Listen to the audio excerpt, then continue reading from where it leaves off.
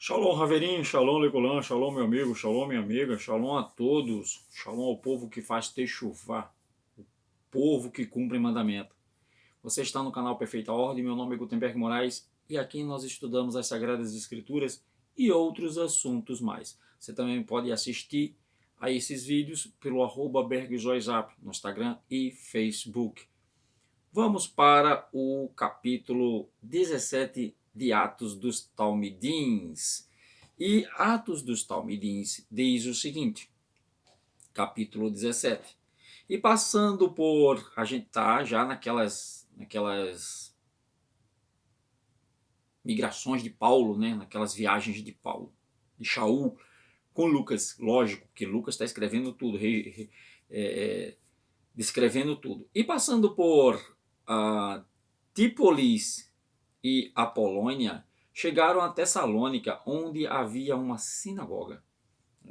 E Shaul, como tinha por costume, foi ter com eles e por 3 shabates disputou com eles sobre as escrituras.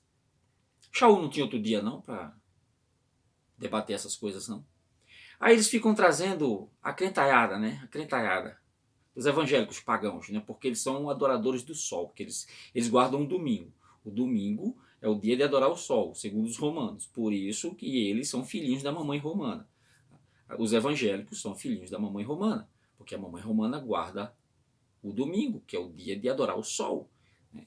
E eles também guardam o domingo. Mas aqui, os discípulos de Yeshua, né, o nosso Salvador, nosso profeta Salvador, né, o Cordeiro do Eterno, eles guardavam o Shabat e o sábado. E eles ficam tentando arrumar textos que foi até manipulado pela mamãe romana, lá em Tessalônica, em Colossenses, para dizer que Shaul, qual é o direito que Shaul tem de quebrar ou de redigir, né, as tábuas da lei, porque o sábado está lá como quarto mandamento. Né? Qual é o direito e autoridade que Shaul, como eles chamam de Paulo de Tarso, tinha ou tem, né, de desfazer o que o Eterno fez. Que Shaul é maior que todos os outros profetas, Shaul é maior do que o próprio Moshe, Shaul é maior do que o próprio Yeshua, que Yeshua disse que não ia tirar mandamento nenhum. Ah, cala a boca! Ô crente pagão, não vou nem te chamar de crente, chamar de cristão, né? Cala a boca! Não quer guardar o sábado, quer descumprir mandamento? Problema teu, mas não vem dizer que as escrituras sagradas ou os escritos Nazarim aboliram os 10 mandamentos, não, porque não foi abolido. Tá? Então vamos continuar. Shaul, expondo e demonstrando que convinha que o Mashiach padecesse e ressuscitasse dentre os mortos, e este Yeshua que vos anuncio, dizia ele, é o Mashiach. E alguns deles creram e juntaram-se com Shaul e Sila, e também grande multidão dos helenistas, não poucas mulheres dos principais, né? Ou seja, pessoas importantes. Mas os Yehudins, desobedientes, movidos de inveja, tomaram consigo alguns dos homens perversos dentre os vadios e ajuntaram-se e alvoroçaram a cidade, assaltando, né, e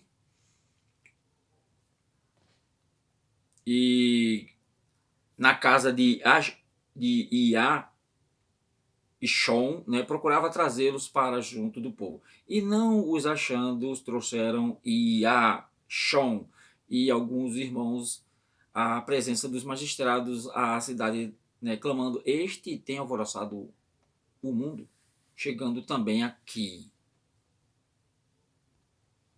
Os quais, né, Yoshon escolheu a todos estes procedem contra os decretos de César, né, de Caissar, dizendo que há outro rei, Yeshua, e alvoroçando a multidão. Veja como era a coisa, né? Eles distorciam, mais ou menos como um grupo político faz aí, distorce as palavras, né?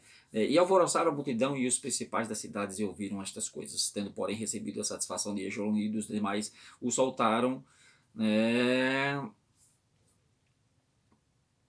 E logo os irmãos enviaram de noite Shaul e Sila a Bereia, e eles chegando lá foram à sinagoga dos Yehudim. Ora, estes foram mais nobres do que os que estavam em Tessalônica, porque de bom grado receberam a palavra, examinando cada dia as Escrituras, se estas coisas eram assim. Aí vem dizer aqui, cada dia, certo? Cada dia. Ou seja, aqui já era uma escola, né? Era Beit Knesset, né? De sorte que creram muitos deles e também mulheres arameias, da classe nobre e não poucos homens. Mas logo que os erros de Tessalônica souberam que a palavra tinha chegado a Bereia, Shaul foram lá aí excitaram as multidões. Né? No mesmo instante, os irmãos mandaram a Shaul que fosse até o mar, mas Sila e Timóteo ficaram ali. E os acompanhava Shaul e levaram até Atenas e receberam ordens para Sila e Timóteo fossem ter com ele, e os mais depressa possível partiram.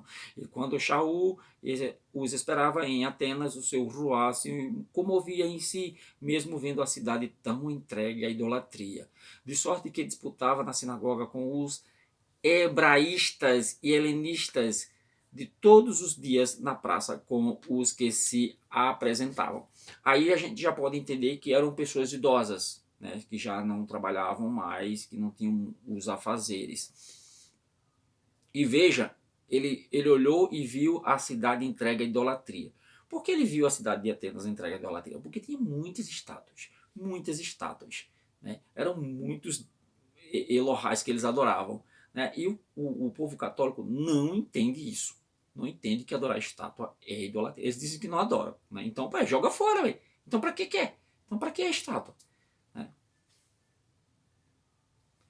E alguns dos filósofos epicúreos e estoicos contendiam com ele. E uns diziam, o que quer dizer este paroleiro? Ou seja, esse cara chegou aqui falando demais, né?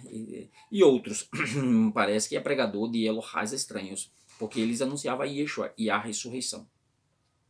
Lógico, né, que gregos não iam entender isso. E tomando-o, levaram a Areópago, dizendo, poderemos nós saber que nova doutrina é essa, de que falas, que novas ideias, né? Não é nem doutrina, né? Que coisas são essas que você fala? Pois coisas estranhas nos trazem aos ouvidos, queremos, pois, saber o que vem a ser isto, pois todos os atenienses e goins residentes de nenhuma outra coisa, ocupavam senão a dizer e ouvir alguma novidade. Ou seja, se acontecia alguma novidade, os caras, que é isso, que é isso, que é isso? Eles eram bem, né, curiosos. E estando Shaul no meio do Areópago, disse, homens atenienses, em tudo vos vejo em tantos devotados, né? Tudo vos vejo e um tanto devotados, porque passando eu e vendo o vosso santuário, achei também um altar em que estava escrito. Os caras adoravam tantos Elohais, né? Chamar pagão deuses, porque deuses não tem plural, é Deus, né? Que é o Olimpo lá da Grécia, né? É Zeus. Porque eu passando vi uma placa dizendo assim, ao Elohá desconhecido. Até esse que vocês não conhecem, né? Vocês adoram. Pois então, é esse mesmo que eu venho trazer para vocês. Vocês não conhecem, né? É o que fez o mundo e tudo que nele há, né? Sendo o Adonai do céu e da terra, não habita em templos feitos por mãos de homens, né? Nem tampouco é servido por mãos de homens, como que necessitando de alguma coisa, pois ele mesmo é quem dá a todos vida e a respiração e a todas as coisas. E de um só sangue fez toda a geração dos homens para habitar sobre toda a face da terra. Interessante é que saiu um estudo agora, né, onde eles conseguiram trazer assim toda eu não vou falar em termos técnicos aqui, porque aí eu tinha que, né, preparar tudo direitinho para falar, mas quem sabe eu posso fazer. Mas eu vi, né, isso aí e toda a cadeia genética e de sangue, né, ela vem de 3 mulheres e depois de 3 mulheres passa para uma mulher só, datada de 6.000 anos. Imagina, né? 3 mulheres são as 3 filhas, as 3 noras de Noé, e depois disso, uma só, que é a Havá. Havá, né? Eva. E de um só sangue fez todas as gerações, de face da terra, determinando os tempos, já agora que a gente entra num termo bom, né? De um só sangue fez toda a geração dos homens, para habitar sobre toda a face da terra, determinados os tempos já dantes ordenados e os limites da sua habitação. Aqui será que a gente pode chamar de ciência quântica, alguma coisa desse tipo, se é que existe. Não, Paulo está falando aqui do domo. Já determinou a habitação, o domo, desde o princípio. Não passa daqui, não passa. Né? E o tempo é esse, 6.000 anos, o 7º ano, a gente descansa. O tempo é esse. Então, o Paulo foi o cara que foi o primeiro, o segundo e o terceiro, né? Em visão. Ele viu e sair lá de cima e viu, né? O limite da habitação do homem. Quer você queira ou não, né? A gente vive dentro de uma bolha. Entendeu? Globalista. Agora, só que todo evangélico é globalista, né? Eles, nem na Bíblia eles acreditam. Para que buscassem a Elohim, se porventura tateando e o pudessem achar, ainda que não há longe de cada um de nós. Porque nele vivemos e nele morremos e existimos, como também alguns dos nossos poetas disseram, pois somos também sua geração. Parece que essas palavras aqui são de Maimônides, né? Não é de Paulo, né? Por isso que ele está usando de filosofia, porque estava falando com os atenienses. Paulo não é bobo, né? Então ele era um cara estudado. Então ele usou um pouquinho de filosofia aqui.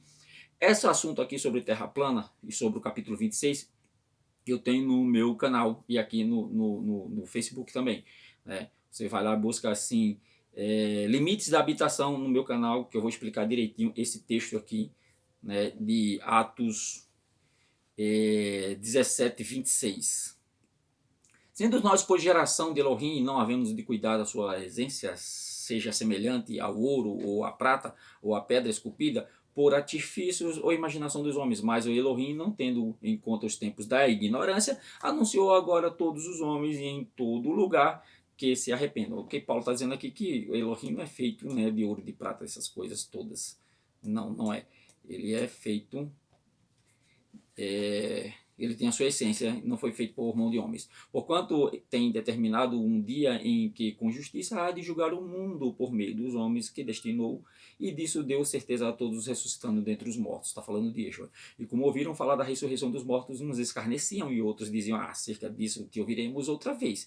E assim Shaul saiu do meio deles, todavia chegando alguns homens a ele, creram, entre os quais foi Dionísio, o aeropagista, uma mulher por nome Dâmaris, e com eles outros. E aqui termina, né, o capítulo 17 de Atos.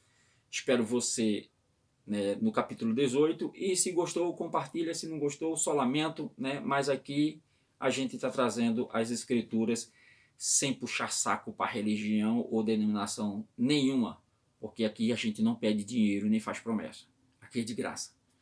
Mas ninguém gosta das coisas de graça, né? Gosta de pagar, gosta de pagar. E todo conhecimento que você paga, ele é manipulado, pode ter certeza. Eu não estou ganhando nada, para que eu vou mentir? Para que eu vou manipular alguém? Eu não estou ganhando nada, né? Eu não preciso ganhar. Eu não vivo disso, né? Então eu não preciso cobrar de você, porque quando eu cobro, eu minto, né? Eu manipulo para poder convencer você a me dar o seu dinheiro. Só que eu não preciso do seu dinheiro, por enquanto, não.